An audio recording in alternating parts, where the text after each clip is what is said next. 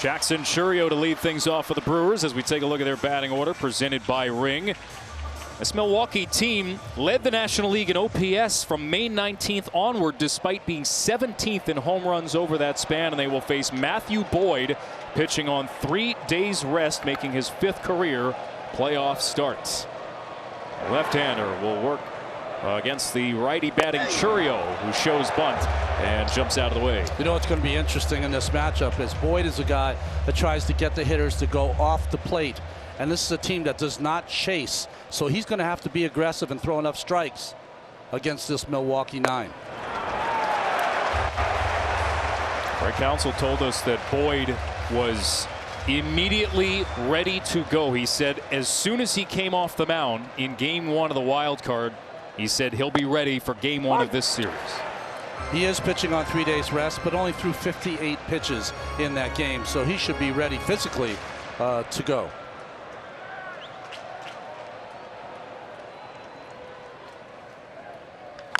Chourio grounds one fair up the left field line, and he'll dig for extra bases. A sliding double for Jackson Chourio to lead things off in the bottom of the 1st. So a little taste of it right away. Jackson Chourio fakes the bunt earlier in the count and then pulls the third baseman in. A breaking ball down the middle that he gets on top of and gets it past Matt Shaw, who's playing a little in from his usual position back.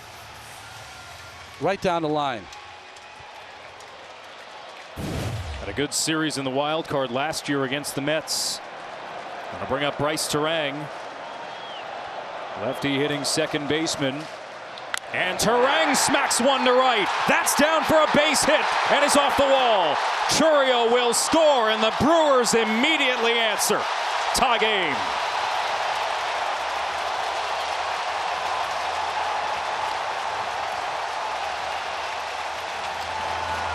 Back-to-back doubles here by the Brewers. They don't swing a lot. They don't chase a lot. But when they do swing, they make contact. And they've answered straight away. Jackson Chourio and Bryce Turang with back-to-back doubles. Turang, who lit up the Cubs during the regular season. Craig Counsell said they became a complete lineup with the maturation of Turang and the addition of Andrew Vaughn.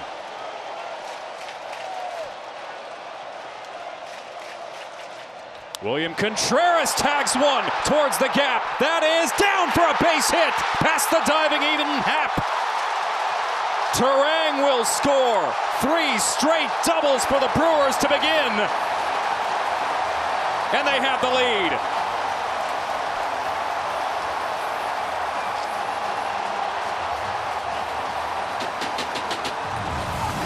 This is a team coming in. Your game plan might be they don't swing a lot. They take a lot of pitches. They don't chase. They have come out just opposite of that. So aggressive for the Brewers, and 3 straight doubles as Tommy Hottavoy comes out to speak to his left-hander. One of the best pitching coaches in all of baseball, Tommy Hottavoy. Done it at a high level for a long time.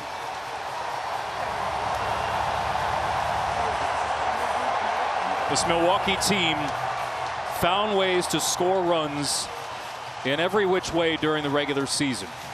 They have the best run differential in baseball. Top 3 in scoring. Top 3 in steals. And as we talked about earlier, the formula that worked in the regular season. Can they get to the Cubs and advance to the NLCS, a place they haven't been since 2018? Here's Christian Yelich. Matthew Boyd is yet to record an out.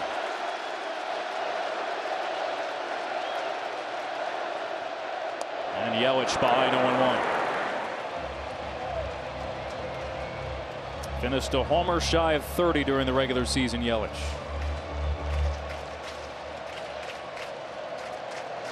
Turn it around after a slow start. Yelich, bounding ball. Contreras has to go back to second. And Swanson makes the put out.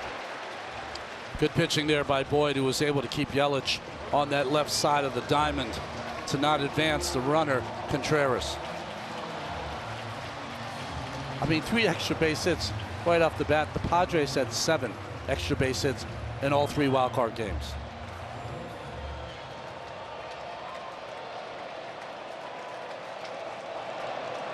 Here is Andrew Vaughn. You referenced him. A big acquisition middle of the season for the Brewers. As he takes an off-speed pitch outside. Vaughn was in AAA. His season had been a disaster with the Chicago White Sox, but added some serious pop to the Brewers lineup ever since coming over.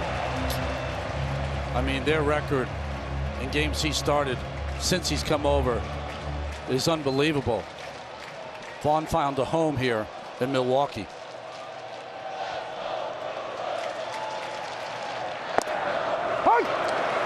You know, it's interesting about the information you have now. They liked Vaughn. They went and got him.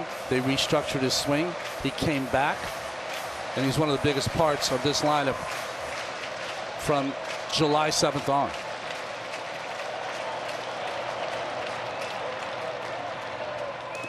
He's top 5 in the National League and runs batted in from his arrival onward, and he's ahead in the count, 3 balls and a strike, as Carson Kelly came up with a good block.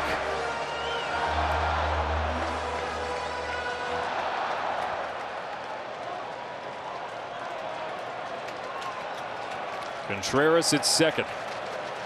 3 straight doubles in the bottom of the first for the Brewers. And it's a 5-pitch walk to Vaughn.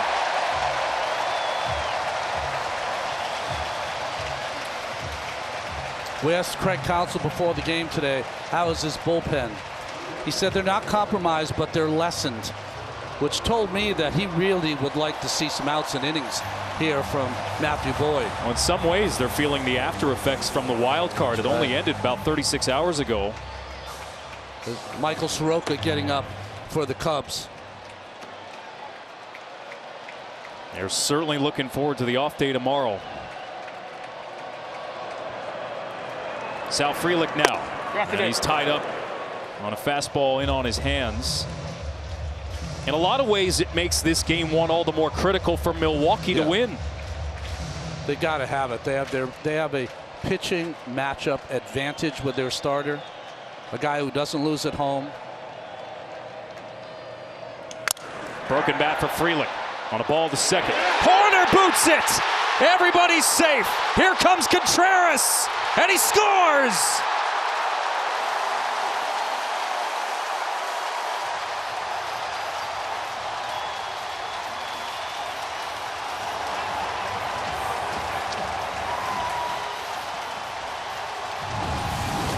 Well, someone here in the booth was talking about how good the Cubs defense is. Nico Hoerner is one of the best in the game, but he got caught into deciding, was he going to throw the ball to second or just take it to first? Took his eye off the baseball and missed it. A Gold Glove winner, but a big error early. And it's 3-1 Milwaukee in the first. Big swing from Caleb Durbin. Great job by Contreras, who was alert and ready to round the bag, and Jason Lane, their third base coach, to make sure he got him home. Those are the little things we're talking about with the Brewers.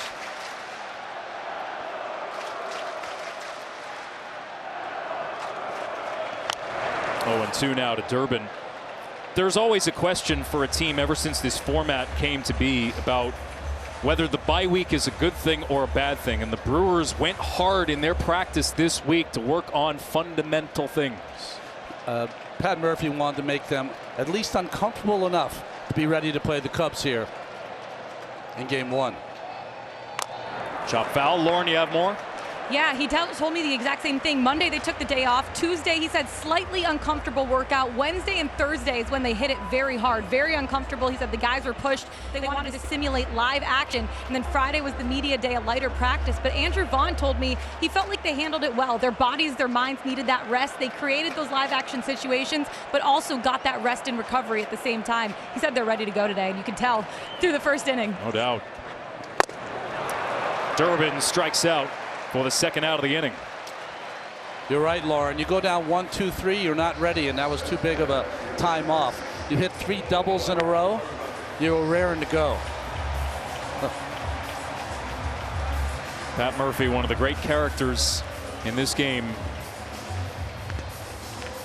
trying to thread that needle between keeping the team loose and keeping them focused. With a week between games, Blake Perkins now, switch hitting outfielder. Bat from the right side.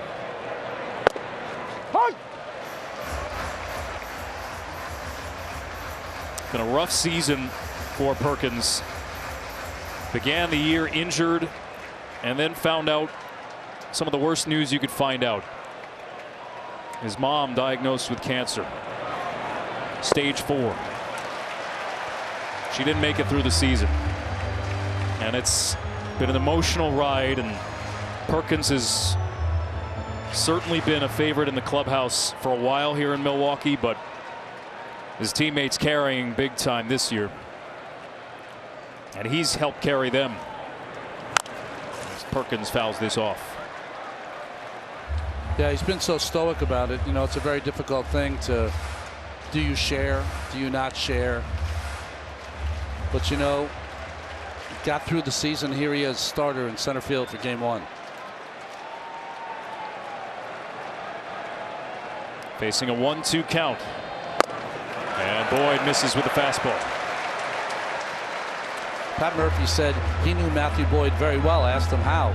He said, well, when he was auditioning for all the teams in June of 2024, Milwaukee was all in, and they had done their research. They really wanted him, but he went on to the Tigers.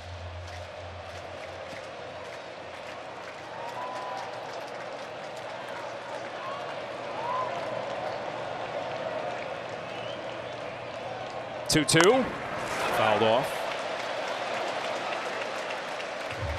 Milwaukee with 3 in the first.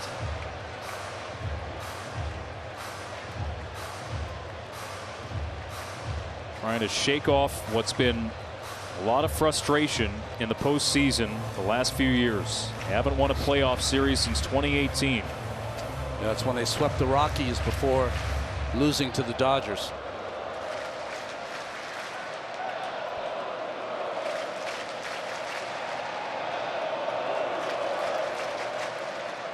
Two-two to Perkins, and he looks in ball 3. You can see in this first inning not only the aggressive swings at strikes, you can also see their ability to not chase balls out of the strike zone. 25 pitches for Matthew Boyd in this first inning. And 3 on the board as Perkins stays alive.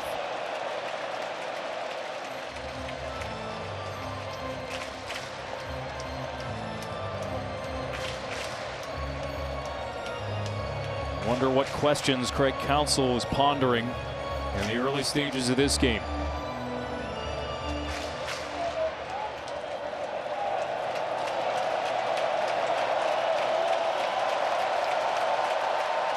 Everybody with a head start on 3-2, and it's another foul ball.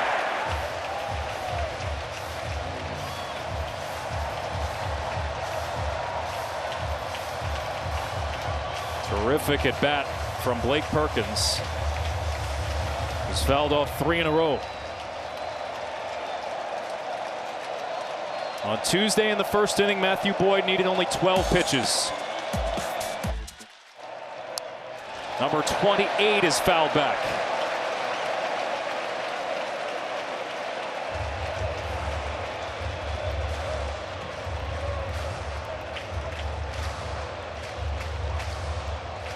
And he get through this inning. Get the Cubs settled into this game. Another payoff. And Perkins again gets a piece. heated, intense games between these two clubs all summer long. You can see it in this at-bat. Gets on the side of that breaking ball as Matthew Boyd fouls it right off the shin of Perkins. Cubs won 7, Brewers 6.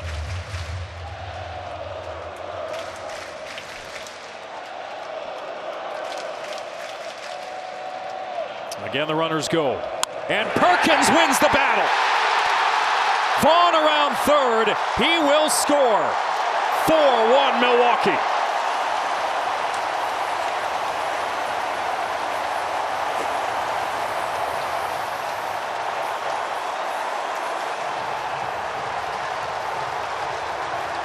Craig Counsell has seen enough.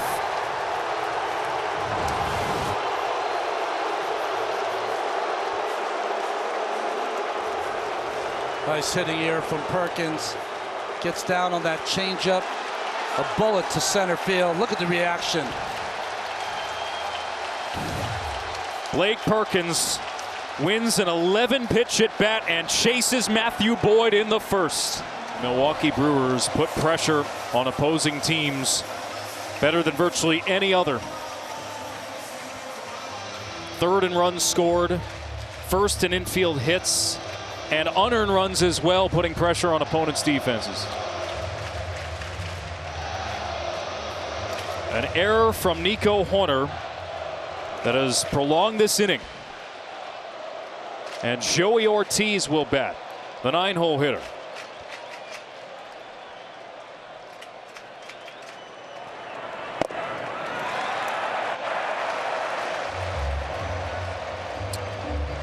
Michael Siroka, phenom when he first came up with the Atlanta Braves. A couple of Achilles injuries have taken their toll.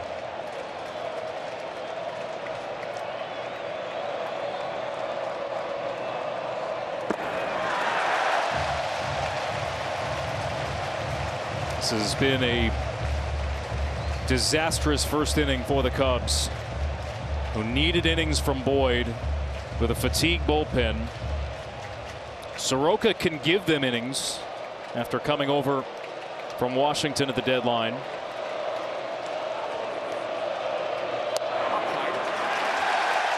And he has yet to put one in the strike zone. That one looked like it caught, but Edwin Moscoso disagreed.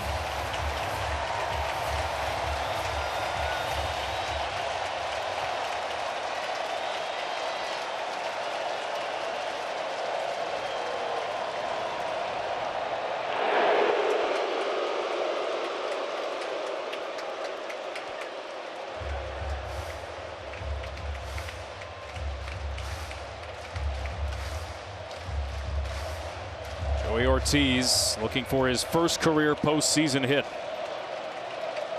And to keep this hit parade going, 4 of them in the first for Milwaukee. That's off the corner. It's ball 4, and the bases are loaded. And Chourio will bat for the second time. 2 walks, 4 hits, scoring on an error. The Brewers had scored just 1 first inning run in their final 15 games of the regular season. They already have 4. Chourio started it off with a double.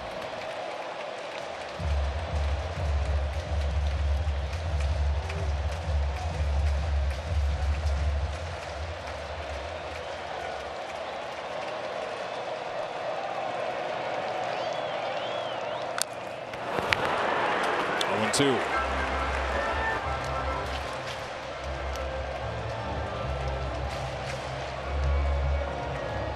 Chourio, the youngest ever, back-to-back 20 home run, 20 stolen base seasons. Still only 21 years of age. Maybe took a little step back from last year, but part of that was injuries.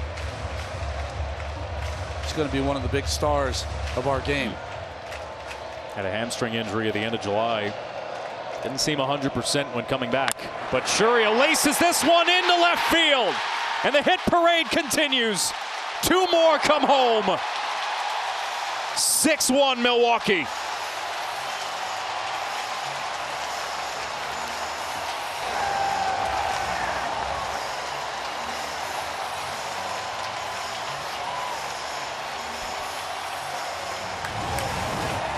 Breaking ball in the zone to Churio. He stayed on it. Split the hole between Swanson and Shaw. Not hit hard enough for Happ to throw out the runner. 2-run score.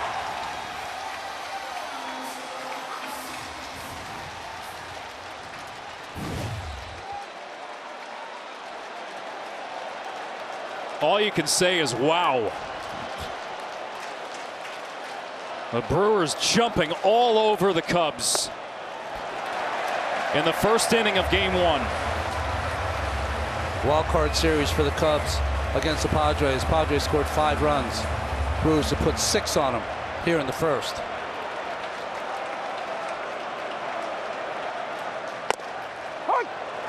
Ball and a strike to Bryce Terang.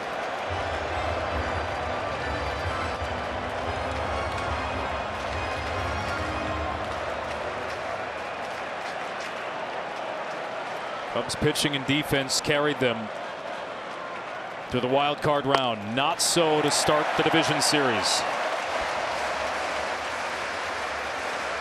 This is one of those rare postseason games where Siroka is going to have to eat up some innings.